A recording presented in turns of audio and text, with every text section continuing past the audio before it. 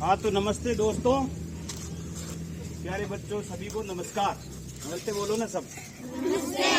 तो आज अपन एक ऐसी जानकारी ले रहे हैं सूर्य घड़ी के बारे में। किसके बारे में? क्योंकि जब पहले के समय में घड़ियां नहीं हुआ करती थी, आजकल तो अपन मोबाइल में हर जगह टाइम देख सकते हैं। तो घड़ी रहती थी, उस घड़ी की सहायता से पूरी दुनिया के लोग समय का अनुमान लगाते थे।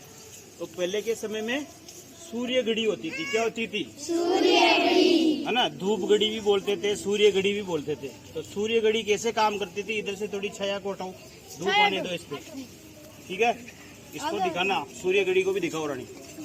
ये सूर्य घड़ी है, ठीक है। तो सूर्य घड़ी जो है, इसकी सहायता से अपन समय का अनुमान लगाते थे, ठीक है ना। क्योंकि जो सूर्य उदय होता है उसके साथ ही अपना दिन निकलता है, और जैसे सूर्य छुप जाता है, सूर्यास्त होते ही रात हो जाती है। तो पहले के समय में सूर्य घड़ी से टाइम का पता लगाते थे। तो उसमें क्या करते थे कि अपने उत्तर दिशा का ध्यान रखते थे। पहली बात में उत्तर दिशा का निर्धारण कैसे होता है? ध्रुव तारे के आधार पर। तो ध्रुव तारा की तरफ अपन मुंह खड़े होकर मुंह कर लेंगे तो वो तो हो जाएगा आपका उत्तर दिशा। आपकी पीछे हो जाएगा दक्षिण दिशा।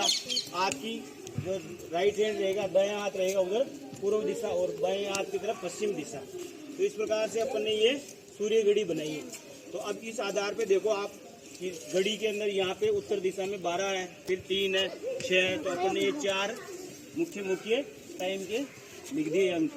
तो अभी जैसे 9 है, ठीक है ना। तो अभी यानी कि 9 और 10 के बीच का टाइम चल रहा है सूर्य घड़ी के अनुसार। कितना चल रहा है? क्योंकि अब आधुनिक घड़ियां हैं, वो तो क्या है कि जो ग्रीनविच रेखा होती है उसके आधार पे पूरी दुनिया की घड़ियां नापी जाती है। और ये जो होता है स्थानिक समय होता है। सूर्य घड़ी जो क्या बताती है? स्थानिक समय, यानी कि अभी आज की समय में अभी सूर्य जो है वो किस एंगल से आ रहा है, उसके आधार पे अभी लगभग 9 और 10 के बीच का समय हो रहा है ना।